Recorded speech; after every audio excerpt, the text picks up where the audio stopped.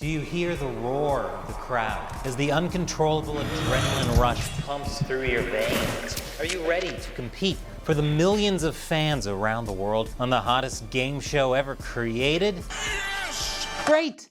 By the way, did you remember to equip a sweet outfit and emote to show off during the team announcements? No? Don't worry, I'm sure you'll stand out from the other contestants in massive explosions with your charming personality. Welcome to Deep Thoughts While Gaming. I'm Chris Chappell, and today we step into the Grand Arena. No, not that one. There we go. From the new design team at Embark Studios, their upcoming Quicksilver title, The Finals, lands you in the unforgiving arena of a popular cash grab game show. Here in teams of 3, you compete in a variety of challenges, centered around collecting as much cash as possible. Survive the violent mayhem of the arena to succeed and move on to the next round. Fail, and it's back to the main menu with you to figure out where you went wrong with your life. Or you could just try again. The strategy of grab the cash and win big is simple enough. However, it is the mastery of its execution as a cohesive team that adds the true challenge to the experience. With a comfortably large lineup of classes, weapons, and gadgets, you can swiftly traverse the colorfully interactive battlefields with ease. Alternatively, you can simply demolish everything in your path to riches. Quite literally everything. You can hammer your way through the buildings like a businessman with anger management issues, or blast walls into dust with explosive charges if fire's a bit more your thing. Never before has such incredible amounts of destruction been seamlessly processed by a server to ensure level consistency across all players. It'll knock you off your feet. Or maybe someone just shot out the floor from under you. It happens. A lot.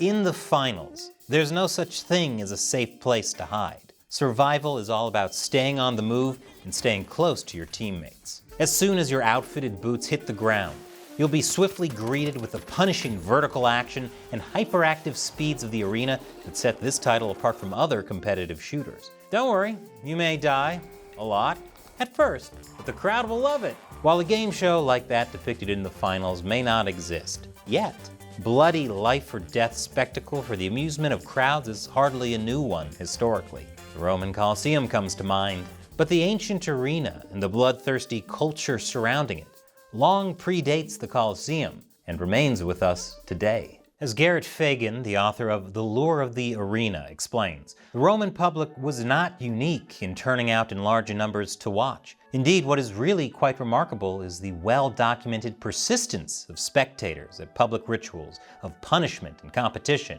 up to and including the present. Hopefully that relentless voyeurism turns into big views for Gamers Unbeaten. While you may think we live in more civilized times with the blood-stained days of the Colosseum behind us, that primal urge to witness violence from a place of removed safety is still with us. Public executions were still happening in America up until the 1930s. Whether talking about modern gladiators smashing into each other, or watching a race in hopes of seeing a crash. As Fagan says, the distinction between spectator and performer was powerfully reinforced by the physical setting, where the high podium wall separated the two groups, by the social and moral degradation of all arena performers relative to the spectators, and by the fact that only one side was in any danger of getting hurt or killed. No matter what the status differentiation is within the crowd, the distinction of us is applied to all equally. And just as equally, it does not apply to the performers on the arena floor, creating the necessary them. The unspoken truth is that the spectator and performer form a symbiosis. The performers compete violently for spectators' applause, approval, and support, driven to greater heights by the roar of the crowd. And in the crowds, the common man can leave the shackles of his daily life and stand shoulder to shoulder as equals with the giants of the arena. Spectators are drawn by instinctual desires, both consciously and subconsciously, feeding off the action provided by the performers. And in such a way, the slave performing for the crowds becomes the master, cultivating the loyalty and fandom of the crowds. Of course, that's usually at the expense of some noob who doesn't belong there in the first place.